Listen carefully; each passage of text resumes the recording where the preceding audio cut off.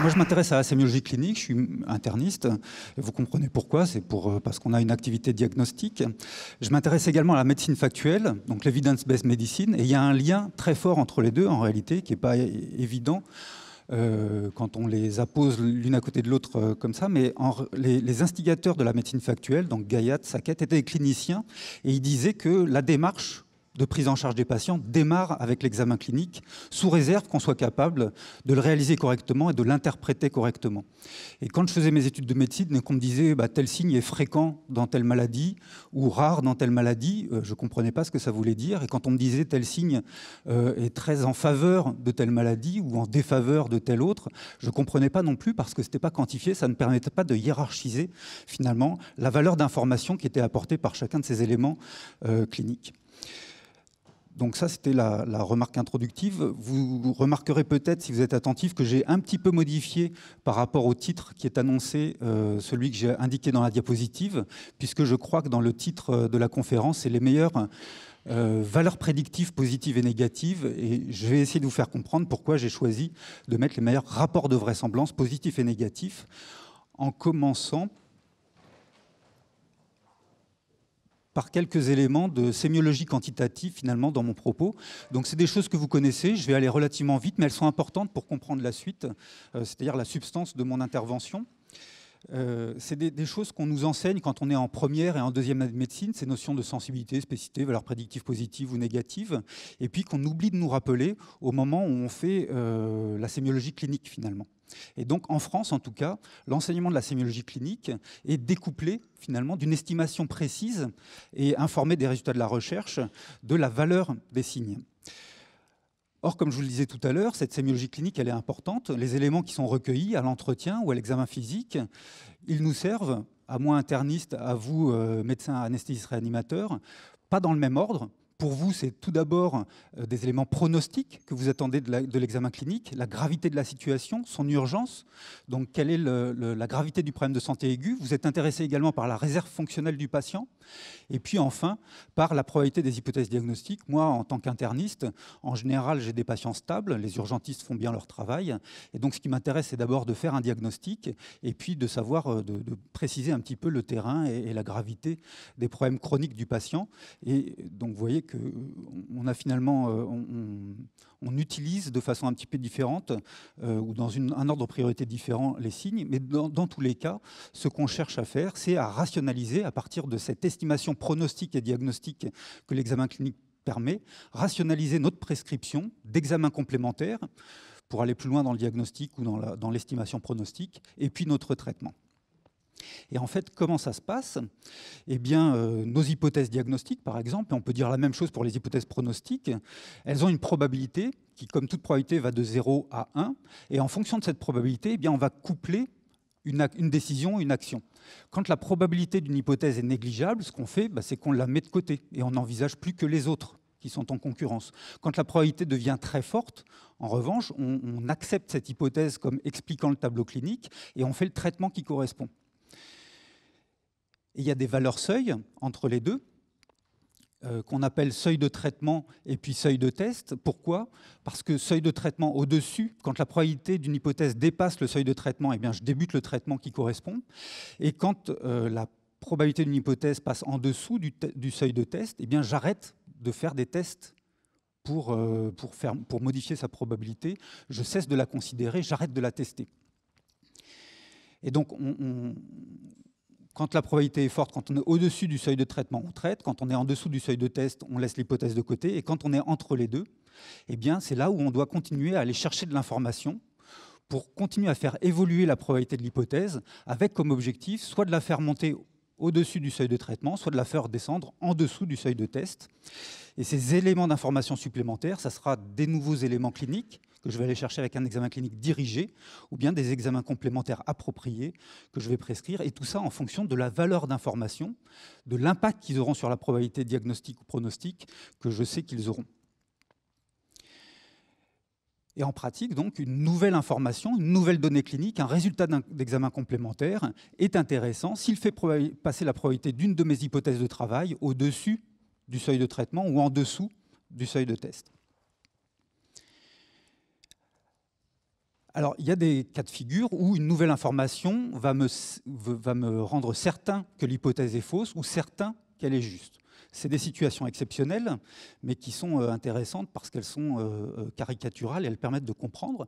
Donc, un signe qui permet d'affirmer un diagnostic qui rend sa probabilité égale à 1, c'est ce qu'on appelle un signe pathognomonique, il n'y en a pas beaucoup.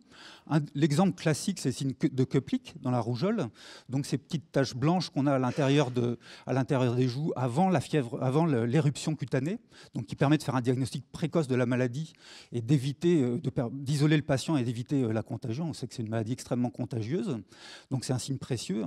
Dans les 48 premières heures de la fièvre, avant même donc qu'il y ait l'éruption, vous avez le signe de Köplik si vous regardez à l'intérieur de la bouche. Et puis, dans l'autre sens, quand on veut éliminer une hypothèse, quand on veut rendre sa probabilité égale à 0, eh bien, ce qu'il faut, c'est qu'on cherche un signe constant et qu'on montre qu'il est absent. Puisque si un signe est constant dans une maladie, son absence permet de l'exclure. Et donc, un exemple que je vous ai donné, même si il est un petit peu discutable, c'est la couleur verte ou jaune des expectorations en faveur d'une exacerbation bactérienne d'une maladie respiratoire chronique obstructive.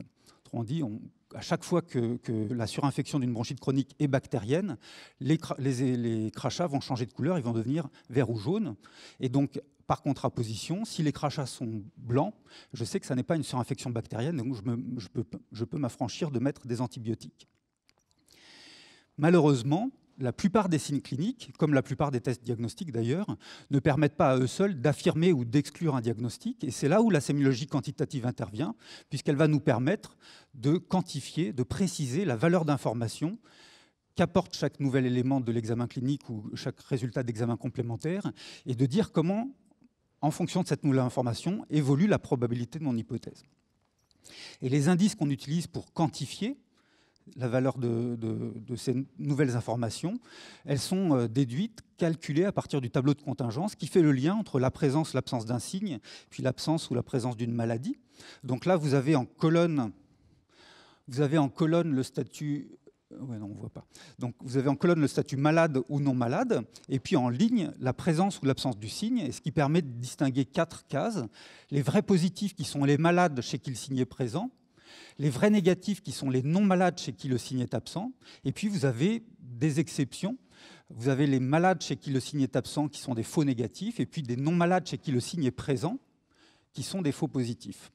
Et on commence par calculer ou présenter deux indices qui sont la sensibilité et la spécificité. La sensibilité, comme vous le savez, c'est la fréquence du signe chez les malades. Donc, signe présent chez les malades par rapport à l'ensemble des malades, ça va être les vrais positifs divisés par les vrais positifs plus les faux négatifs. Et puis la spécificité, la fréquence de l'absence du signe chez les non-malades. Et ça, ce sont les vrais négatifs sur vrais négatifs plus faux positifs. Comment est-ce qu'on peut imaginer utiliser la sensibilité et la spécificité pour indiquer dans quelle mesure une nouvelle information va être rentable, c'est-à-dire va nous permettre de faire augmenter de façon considérable la probabilité de notre hypothèse ou de la faire diminuer de façon considérable? Eh bien, retournons à nos signes pathognomoniques et à nos signes constants pour voir ce que ça signifie d'être pathognomique ou constant en matière de spécificité ou de sensibilité. Un signe pathognomonique, on a dit, sa présence affirme le diagnostic. Donc quand il est présent, on est certain qu'on est devant des malades. Autrement dit, il n'y a pas de faux positifs. S'il n'y a pas de faux positifs, ça veut dire que la spécificité est de 100%. Donc un signe pathognomonique, c'est un signe parfaitement spécifique.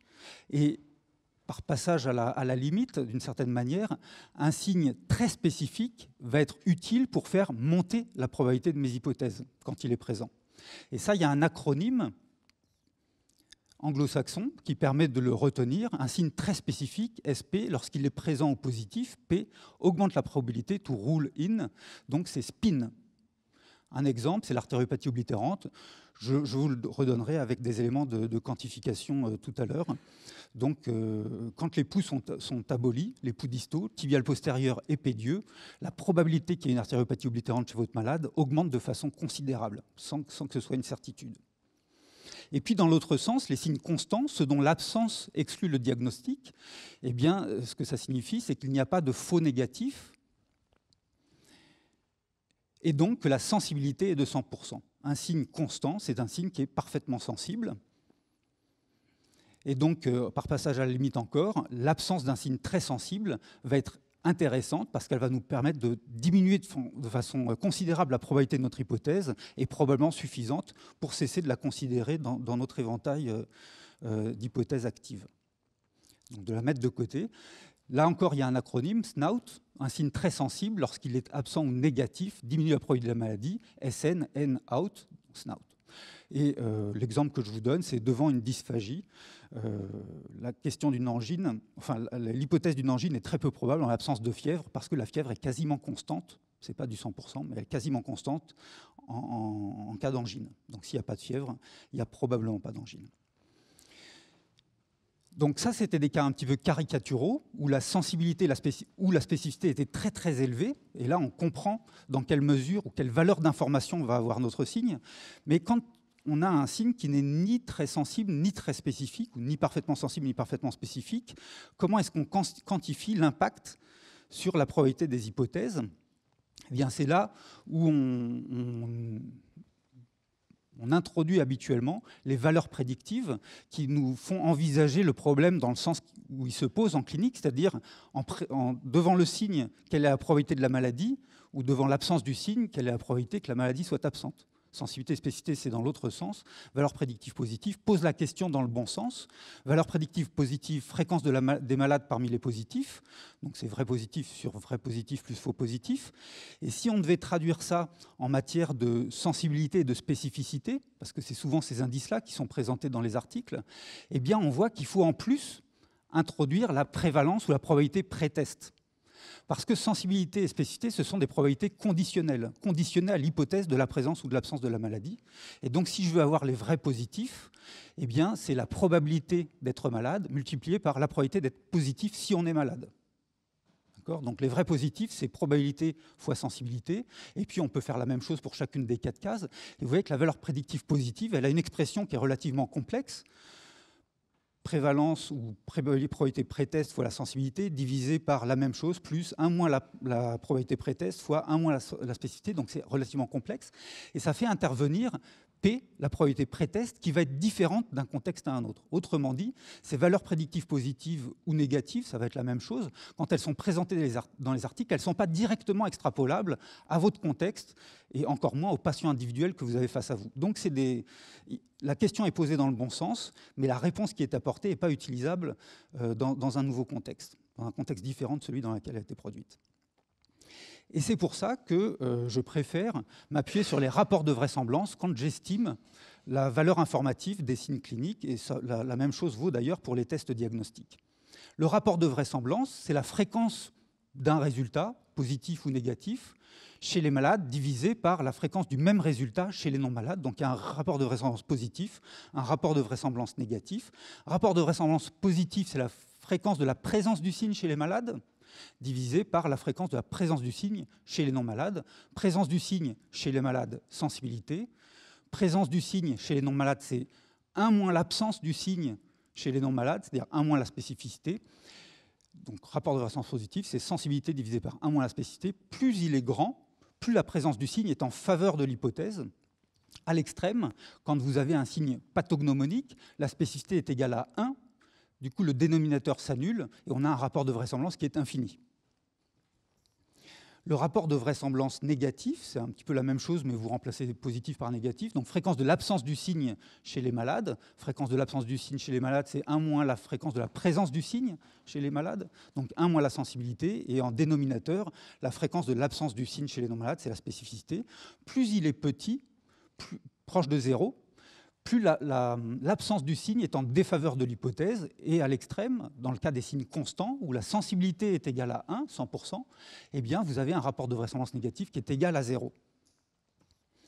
Alors, leur utilisation en pratique, elle est un petit peu compliquée, parce que malheureusement, ils ne viennent pas multiplier la probabilité pré-test pour donner la probabilité post-test, sinon on arriverait à des choses aberrantes. Vous allez voir qu'il y a des rapports de vraisemblance qui peuvent être à 10. Si on partait d'une probabilité pré-test à 0,2, on arriverait à une probabilité post-test à 2, c'est impossible. Et donc ce sont les odds P sur 1 moins P, odds pré-test multiplié par le rapport de vraisemblance positif, donne l'odds post-test en cas de présence du signe, et même chose pour le rapport de vraisemblance négatif. Donc c'est un calcul un petit peu complexe. Il y a des calculateurs en ligne qui vous permettent d'opérationnaliser, finalement, d'utiliser cet outil. Et puis, il y a également quelque chose qui est un petit peu old school, qui est le nomogramme de Fagan, dont je vais vous montrer comment il fonctionne sur un exemple que j'ai délibérément pris en dehors de vos spécialités, pour pas que vous soyez encombrés de vos préjugés sur la valeur des signes. Donc là, c'est l'exemple d'un homme de 45 ans qui va voir son médecin généraliste parce qu'il a une douleur thoracique épisodique.